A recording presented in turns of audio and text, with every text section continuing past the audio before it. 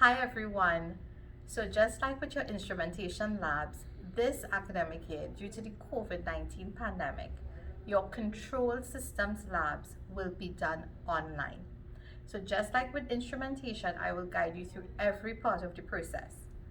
So I have your lab script open and we'll go through every single part of the script and you will then use that to complete your lab. Okay, so this experiment is divided into two sections. There is part one, DC motor position control, and the next part deals with designing the PID controller. So I'll go through the background with you. This system can be represented by the block diagram in this figure. This is figure 1.1 for the purpose of DC motor position control. Now notice the configuration here. This is your motor. This is the input to the motor. This is your output. Okay. The process is represented by a block which has motor voltage Vm and torque Td as inputs and motor angle theta m as the output. The torque is typically a disturbance torque that you apply manually to the inertial load. The PID controller block represents the control algorithm in the computer and the power amplifier. VSD is a simulated external disturbance voltage. The transfer functions from TD and VSD to theta m can be identified to determine their effect on system performance. However, they are not considered in this laboratory exercise. It is important to understand that the block diagram of figure 1.1 only describes the linear behavior of the system. The major system nonlinearities are the saturation of the motor amplifier at 15 volts, Coulomb friction corresponding to 0.4 volts, and the quantization of the encoder. The major on-model dynamics are due to the effects of sampling. This can be approximated by a time delay of one sampling period. So basically what all of this tells you is, hey, this is your position control. All right, this nomenclature, I don't need to go through the entire table with you. You can use this for reference as necessary. Okay, now this is where we get into the actual laboratory exercise. In this section, we are going to create a model of the DC motor position control system using MATLAB. Follow these steps to create your model.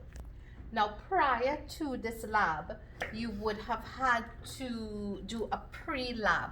So this is where your pre-lab exercise comes in and where it's very important. But as I said, I'm going to guide you through every single part of the process. Now, the first thing you have to do here, and this is where your evaluation begins, you have to evaluate the DC motor transfer function whose input is voltage and whose output is position. Use the result of question 4 on page 9 of the pre-lab. You should utilize the datasheet values from appendix 1 of the pre-lab.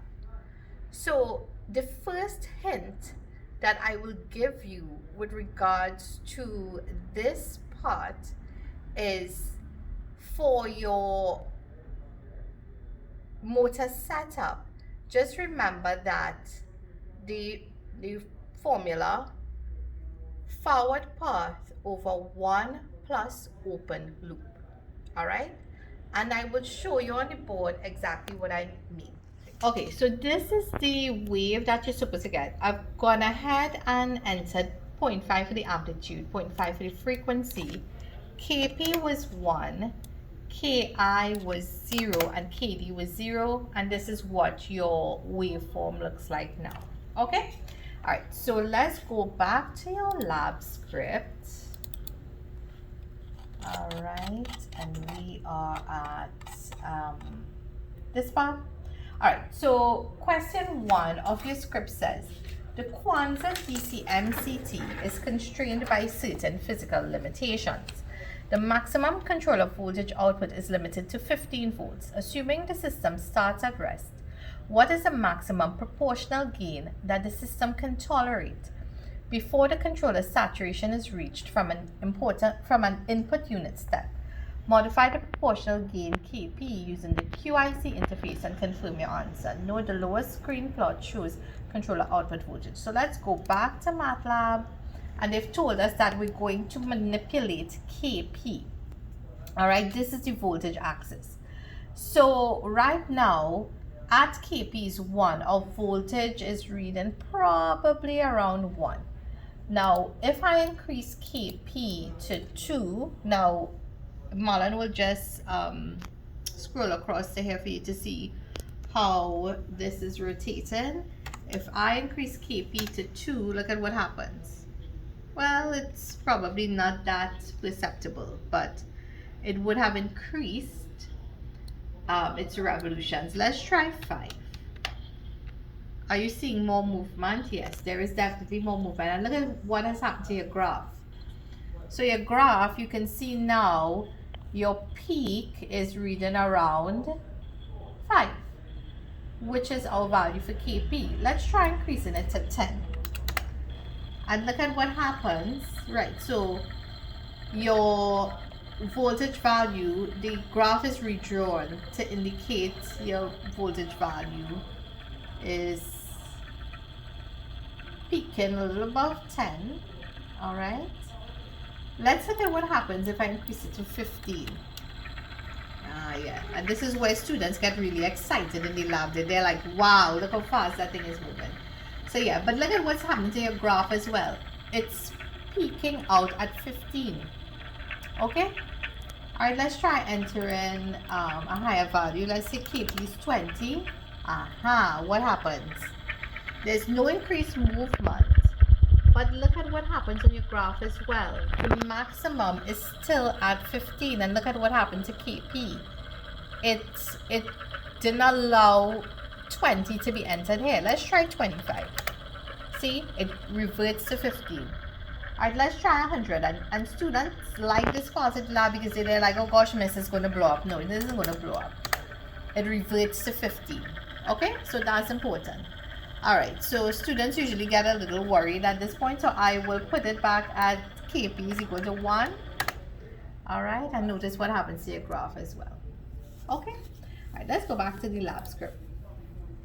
So basically for this part of the question, you had to modify the proportional gain KP using the QIC interface and confirm your answer. But what they really wanted was the maximum proportional gain that the system can tolerate before the controller saturation is reached.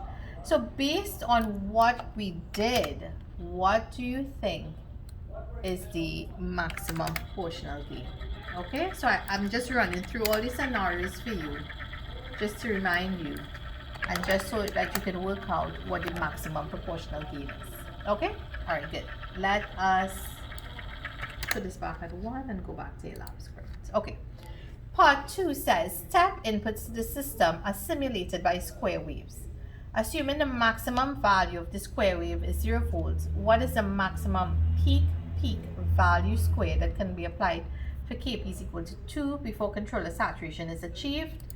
All right, so let's go ahead and enter KP is equal to 2 here. All right, now as I said, you're not physically in the lab, so it's unfair to you for you to try to work that out just based on this. So what I can tell you is that when I enter KP is equal to 2 here, the value that I can read off on the voltage axis here is around 3.75 volts. All right, so you can go ahead and enter that into your lab script with a justification. All right, so let's move on to part 3 of your lab script. So it says the MATLAB SISO tool was previously used to determine 4 characteristics of the unit step time response for KP is equal to 1. Make sure that the values given above are set as directed. The QI-CII graph could be paused to closely examine the input-output relationship of the system. To do so, click the stop button at the top of the QI-CII module. This stops the plot. To resume the plot, click the play button that is located to the left of the stop button. Make sure to stop the plot before it nears the end of the screen so you can examine a wide segment of the time response. You can zoom into the stopped graph using the zoom tool located at the top of the screen. The zoom tool is the 5th button from the left and looks like a magnifying glass. Click on the zoom tool once. Use the zoom tool and drag and encompass a rectangular segment of the graph that includes the output response to the positive part of the input square wave. This is essentially the system's step response. The QI-CII position control window should resemble figure 4.5 below if this is done correctly. If you zoom into the graph too much and need to revert to the default view, click on the four-sided arrow button that is third from the right of the screen. So I will show you what all of this is. Basically, it is just when you have your graph, it is for you to be able to pause the graph so that you can read our values, okay? The last part of this page says move the mouse to an area of the input-output graph. The mouse cursor should turn to a cross. The coordinates of this cross are given in the first set of brackets below the top graph. The cursor coordinates are time voltage values. This functionality can be used to determine the main characteristics of the system unit step response for Kp is equal to 1. So basically what this is telling you is, hey, there's this graph, and I will hover over it just like you did on your CISO tool. And so you can read off values that will appear in the bottom left of the screen. All right, so moving on to your questions now. This question, which is, well, this question basically says, determine the system for unit step response characteristics as asked on page 7 using the cursor tool on a zoomed in graph. Record the 4 values below. Now, folks, this is where, because you're not in the lab, I'm going to allow you to make some concessions, okay? Now, in MATLAB, you used the CISO tool. When you use the CISO tool, you were able to determine 4 characteristics. And those characteristics were peak overshoot percentage, settling time, rise time, and steady state error. Basically, in the Kwanzaa, we want you to determine the same thing when Kp is equal to 1. So when Kp is equal to 1, this is what your graph looks like.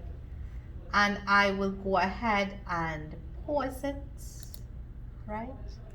And I can zoom in. Okay, or I can zoom out.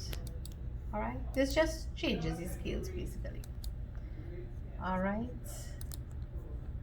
me go ahead and play this back. All right, so this is how you can manipulate it to ensure that you get values that are easier to read. Okay, now I can use this tool to zoom in, all right, so that it's easier to read, or I can zoom back out. All right, so it's whatever would be easier for you to read. Okay, so let me go ahead and get it back to how it was.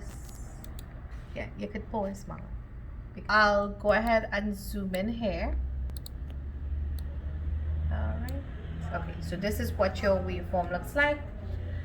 And basically, just like in CISO tool, we want you to determine the peak overshoot percentage, the time at which it occurs, the settling time, the rise time, and the steady state error. Okay? Now, because you're not here physically to read the graph, how I'm going to assess this part is I'm going to give you the opportunity to apply the theory to come up with the answers to this part. All right? Now, MATLAB was theoretical. Kwanzaa is ideal. It's ideal because it's actually a physical system that we're moving. So based on that, I want you to estimate against your MATLAB values for peak time and the time at which it occurs, rise time, settling time, and steady state error. Okay? Now, you will apply the theory that you've learned, bearing in mind that MATLAB is ideal and Kwanzaa is real. So, use your MATLAB values and estimate what you think the Kwanzaa will be. Bear in mind that Kwanzaa is real life, okay? So I'll give you a hint as to how you can estimate your values, and the term that I will use is losses. And if you go back to your lab script, that will actually help you with part 4 of your question. Compare the unit step response of the physical system to that of the theoretical model using MATLAB SISO tool and account for any discrepancies that arise. All right? So that theory will actually help you to answer this part of the question as well. All right? So that brings us to the end of the first part of this experiment, which is DC motor position control. So in the next part, we will design our PID controller. All right? Okay. We've reached to, already. Okay, folks, so we've reached to part 2 of your lab, and this is where we're going to design the PID controller. This is controller design.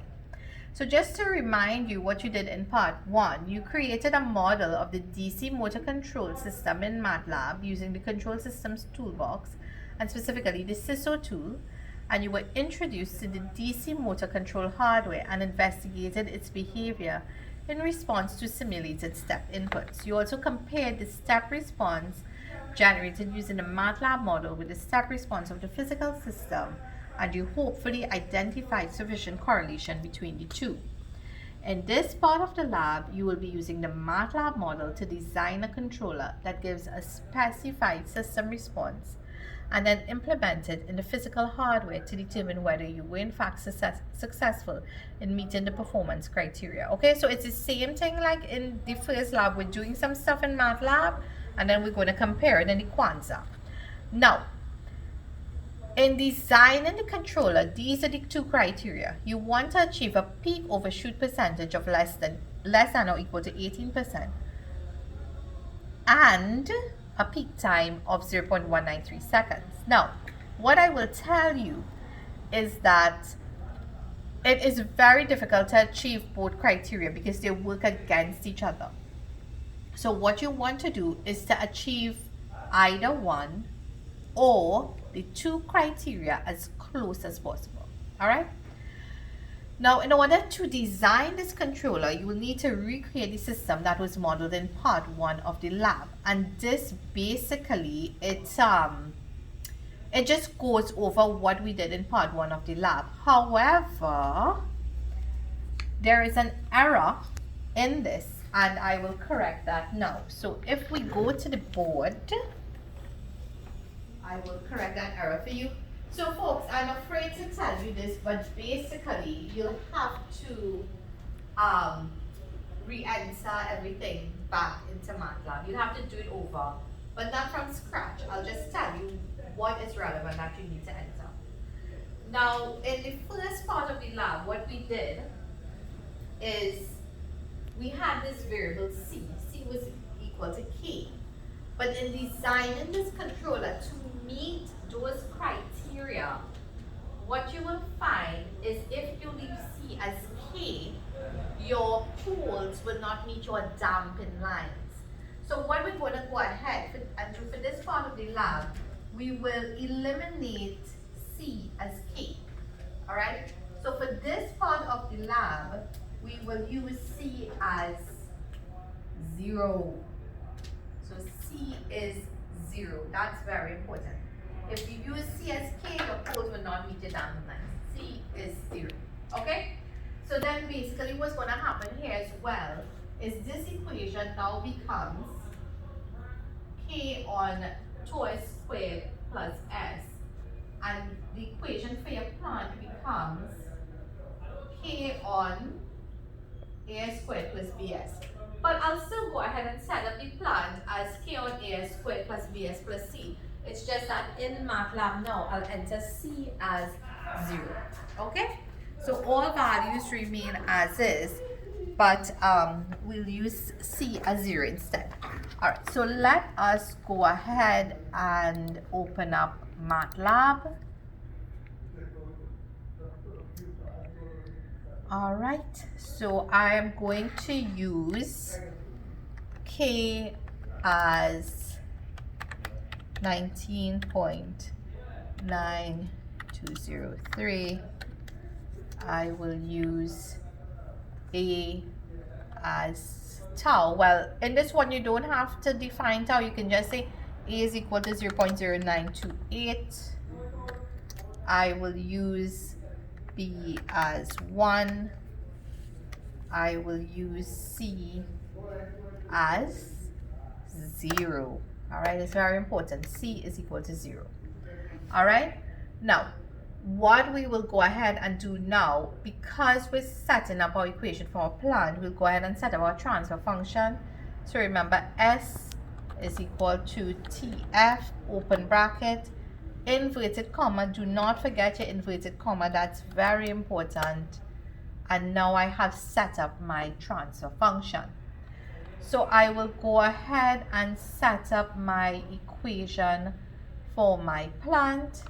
So GP was equal to K, do not forget your brackets in the denominator, A by S square. Oh, be consistent with your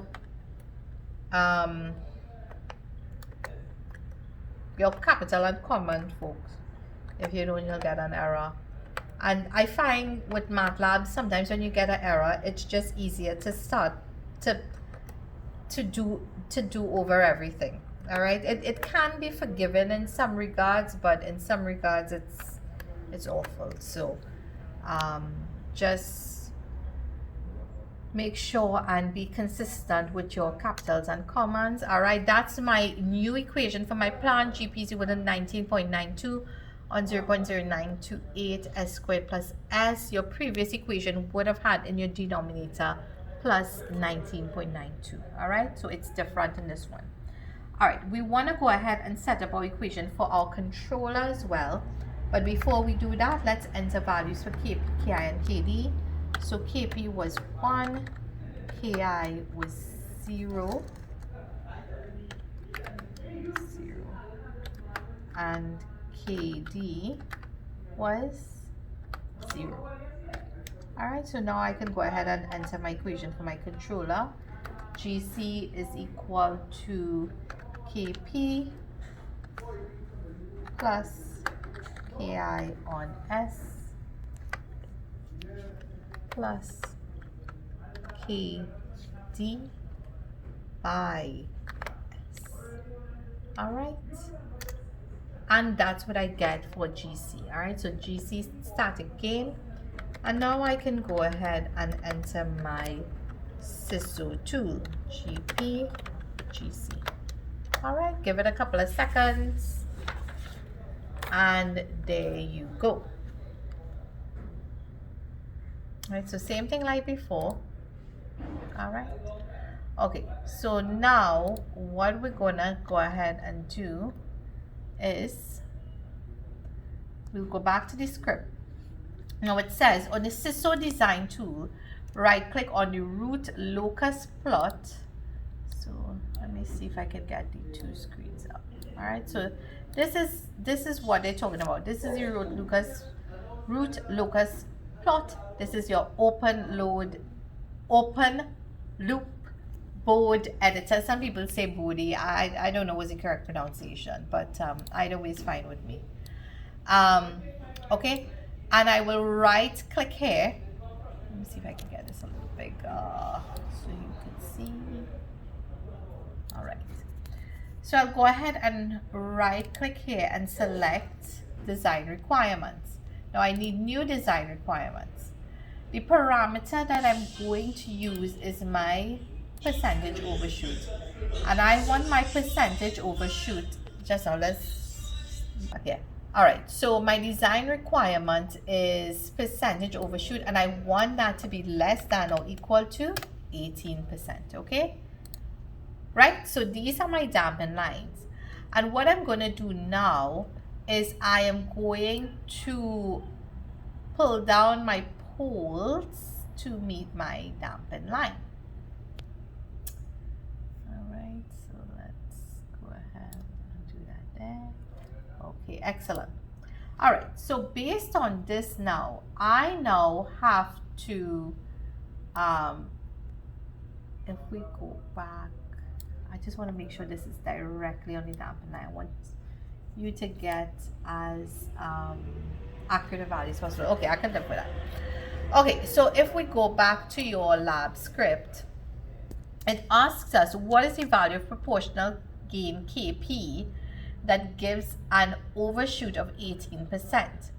Now, if you look at the bottom part of your screen, it gives you the loop gain. So your loop gain is changed to 0.587. So your answer here is whatever value you get here. Now remember that I'm marking on a range. So some of you all will not get 0.587.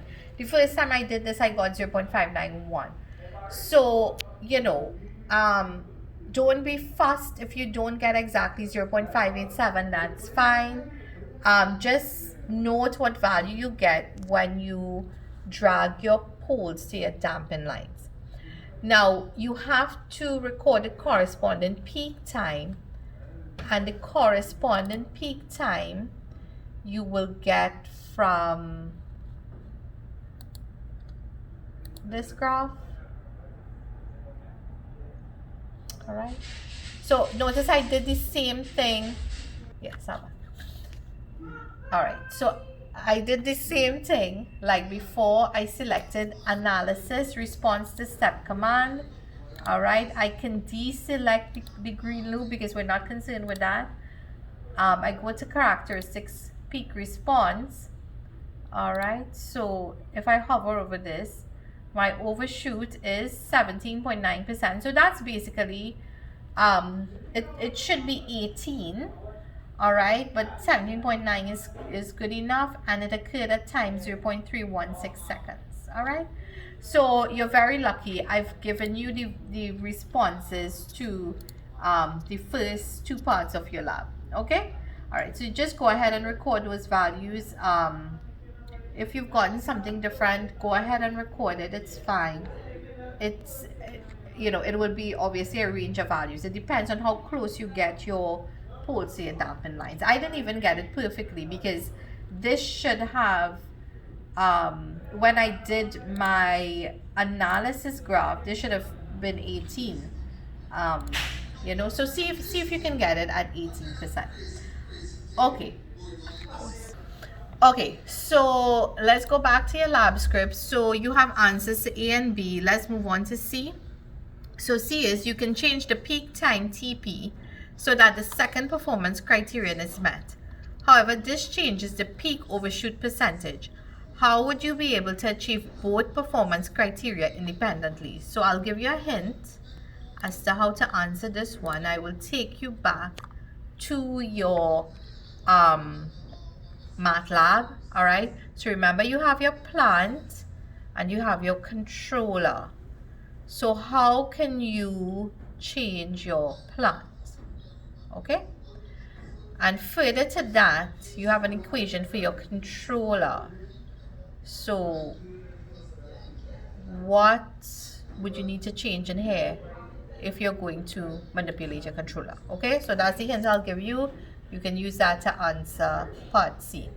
All right, let's move on to question 3. So question 3 says, assume that Kp, Ki, and Kd all have non-zero values. What would be the controller transfer function? Determine the new closed loop transfer function. So Kp, Ki, and Kd, none of them are zeros. So how is that going to determine your controller transfer function, and how will you determine the new closed loop transfer function? All right, once again, I'll give you another hint with this. Remember the equation I gave you from question 1, forward part over 1 plus open loop. Okay, all right, let's move on to question 4. So question 4 is, what does your solution to the previous question tell you about the placement of closed loop poles and zeros on the root locus plot. All right, so once again, the hint I'll give you for this, I will refer you to your equation for your controller. All right, so now we move on to the really exciting part. You're going to love this part. Question 5. Design an experiment to obtain the values of Kp, Ki, and Kd that will simultaneously satisfy both performance criteria. Describe this experiment below, implement this experiment, and write down the 3 obtained values. All right, don't get too excitable.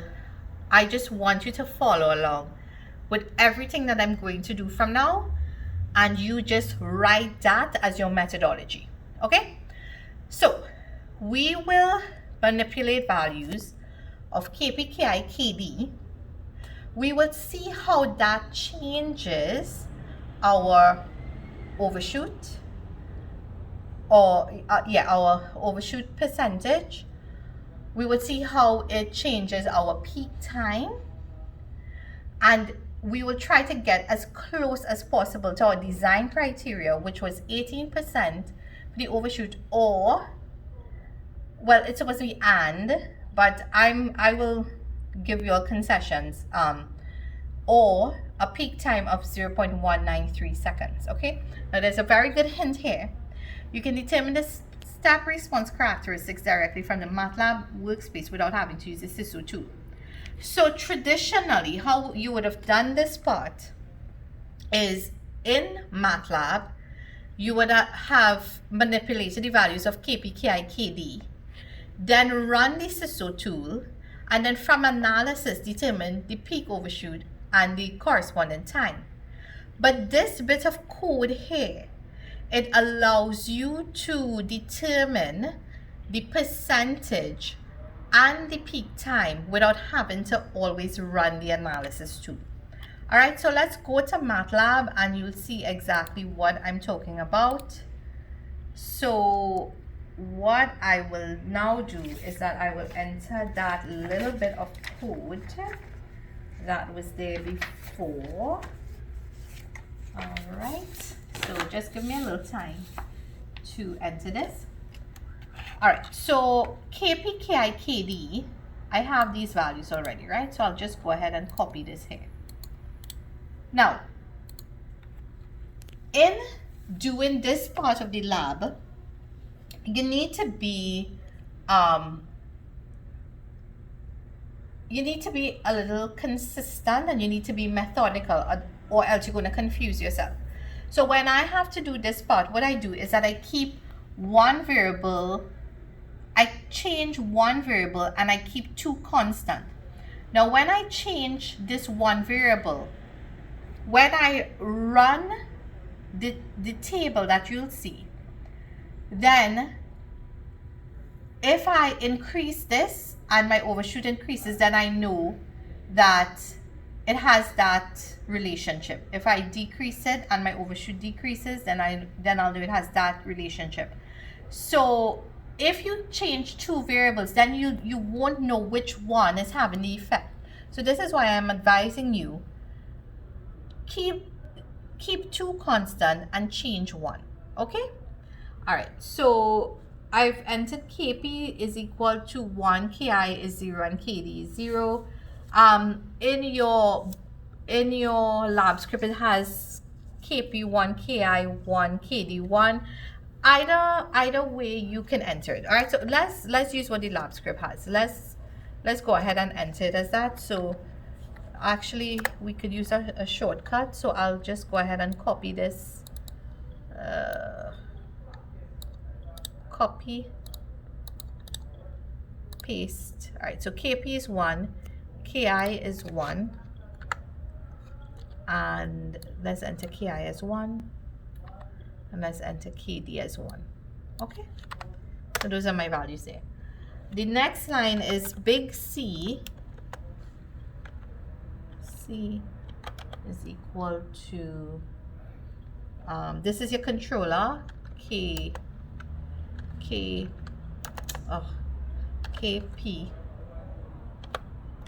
plus Ki on S plus KD on, no, KD by S. By S. All right, now this is where I will set up my feedback loop. So GC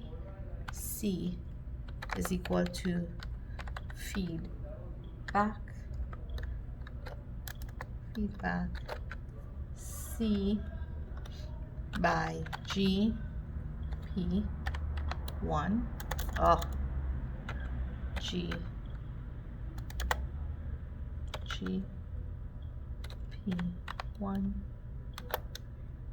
Okay, and then S is equal to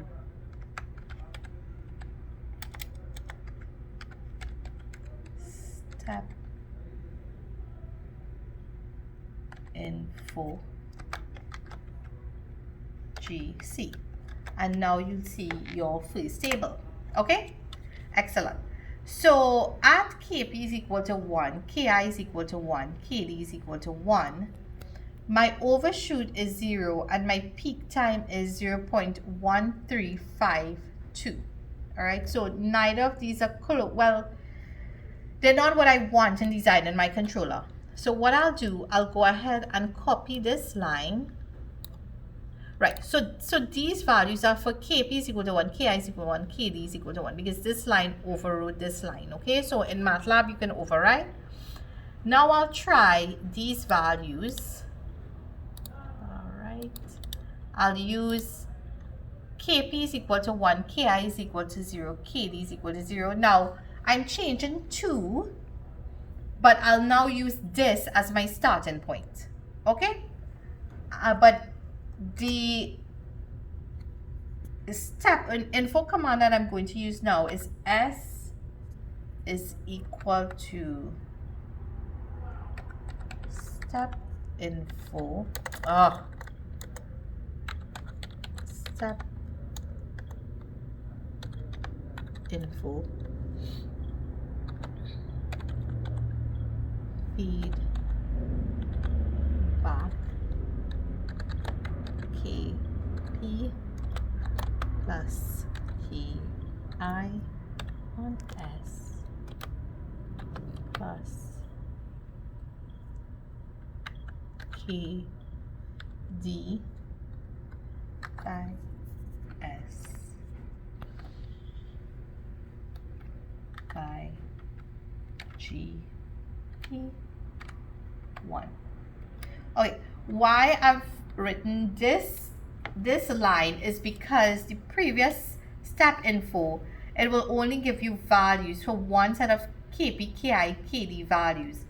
But this command, we can manipulate the values and it'll give us new tables, okay? So I'll enter this. Now, my overshoot is now 28.8699 and my peak time is 1.2887. So now I know that I can keep manipulating these values to get the relevant overshoot and peak time. All right, so what I'm going to go ahead and do, I'll copy this line and I will, let's go ahead and decrease KP. So let's go ahead and increase KP. So I'll use KP is equal to 2, KI is 0, KD is 0, and I'll copy this line. All right, and I'll get a new table. All right, so there's my new table. So what happened when I increased KP, my overshoot increased significantly. So what I'll need to do is to decrease KP to get my overshoot closer to 18. When I increase KP, my peak time also increased. So I will have to decrease KP in order to get it as close to my design criteria as possible. So let's go ahead and decrease KP. So I'll say KP is 0.5. All right, I'll go ahead and copy this. All right, look at what happened. So now my overshoot decreased from, if we're using KP as 1, from 28 to 14. So I'm moving in the right direction, but maybe too much in the right direction. And my peak time also decreased, but not by much. So what it now means is that in order to achieve this design criteria, I can go ahead and increase KP to see if I get the 18 here. But it would also mean that my peak time is going to increase. So what I'll have to do afterwards is probably manipulate one of these values to see if my peak time would decrease. So let's go ahead and do that. Let's use KP as 0.75. So KP is 0.75. And I'll copy this line here. All right. So now my overshoot is 22. And my peak time is still pretty far away from the 0.193. So it means that to get 18, I'll have to use a value between 0.5 and 0.75. So folks, I can't utilize all your time on this video to run all these iterations, but this is basically what you're going to be doing in order to achieve the design criteria. So you go ahead and keep manipulating the values, and you're going to aim for an overshoot of 18% and a peak time of 0.193 seconds. Okay, so you go ahead and do that, and I will guide you in the next part of your lab. All right, so let's move on to part 4. So part 4 is controller implementation on Kwanzaa DC-MCT. So we finished the MATLAB part of the lab, of the PID controller lab. Now we'll compare that to the Kwanzaa. So if Marlon just shows you a shot of the Kwanzaa, very nice. So this is the controller implementation of Kwanzaa DC-MCT. So we're going to now compare the KPKI KD values to achieve a peak of 18% on the Kwanzaa, or peak time of the time at which a peak occurs at 0.193 seconds.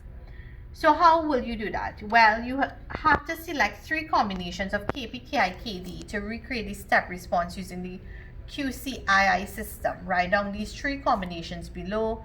Implement the 3 controllers on the Kwanzaa DC-MCT one at a time and observe the results. Do the results of the physical system agree with the theoretical model? Now, what it now means is that I have to open up Kwanzaa. All right. Okay. And if in my so in my MATLAB, I used 1, 1, and 1. Okay, now you are not in the lab, so you can't do this part of the lab, so I'm just demonstrating this to you. Okay, so don't worry too much about it. All right, I'll go ahead and connect up this, and I have to re-enter everything because it didn't save. So 0.5, 2.5, this is 1, and this is 1.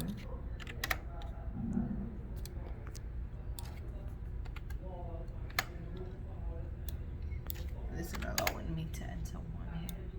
Why isn't it doing that?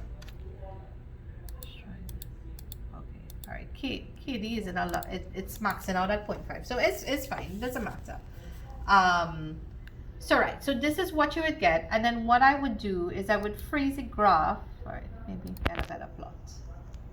All right, I would freeze it at this point, and I would read off the peak percentage and the time at which it occurs. Now, once again, you are not physically in the lab. So how I'm going to assess this, I will show you on the board. All right, you could freeze it, Mala. So I just explained to you what we were going to do on page 6 of 8 of lab script 2.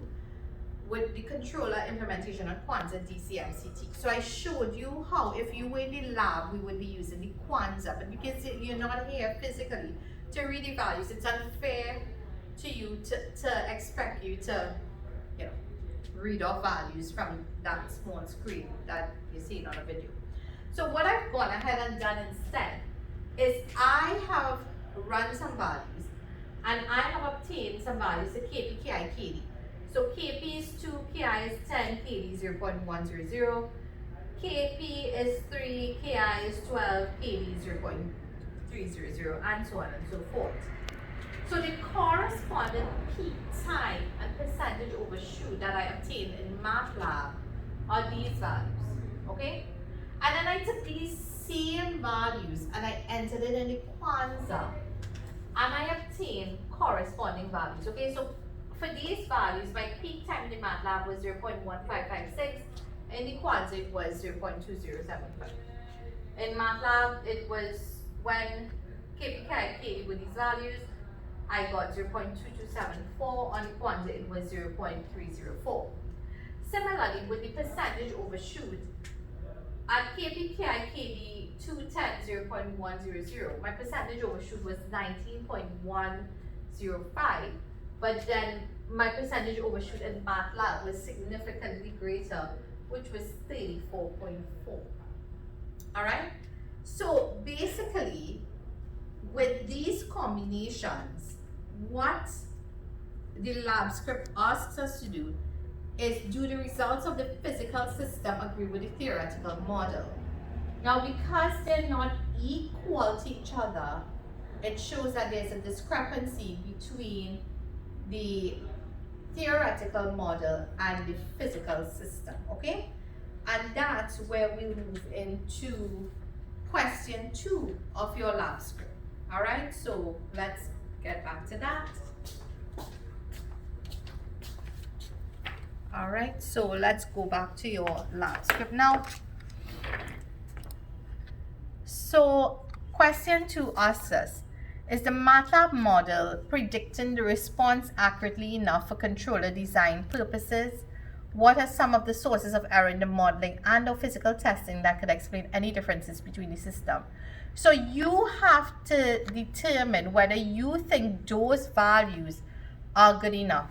When MATLAB tells you when KP is 2 that the peak time is 0.1556, but your Kwanzaa is telling you the peak time is actually 0.2075, is that accurate enough? Okay, and you need to justify your answer. What are some of the sources of error in the modeling and or physical testing? So I alluded to this in your first lab. You could explain this a little more here. All right, now question 3, I usually tell students don't do it. You can go ahead and eliminate question 3 because it's basically like a reiteration of what we've done in lab 1 and in this lab. So you can go ahead and eliminate question 3. So that's a nice little surprise for you. All right, and then the last part of this lab, tracking your learning, write a short discussion describing what you have understood about controller design specification by conducting this exercise. Now, you know, I've sat in on your lectures with Dr. Bridge, and she's really explained this very nicely. So from the theory that you've learned, from the exercise that you've performed, not only in this lab where you design the controller, but also for the DC, for setting up the DC motor block diagram. You know, what have you understood about designing this controller? So, you know, doesn't have to be any big set of essay. I know it's a big paragraph there, but you know, just in about 4 or 5 lines, could you describe what you've understood about designing this controller? Okay, and that brings us to the end of our lab. If you have any questions, please feel free to email me at donna.ramkisoon@sta.ue.edu. That's donna.ramkisoon@sta.ue.edu. Okay, so thank you for your attention and good luck with the rest of your lab. Okay.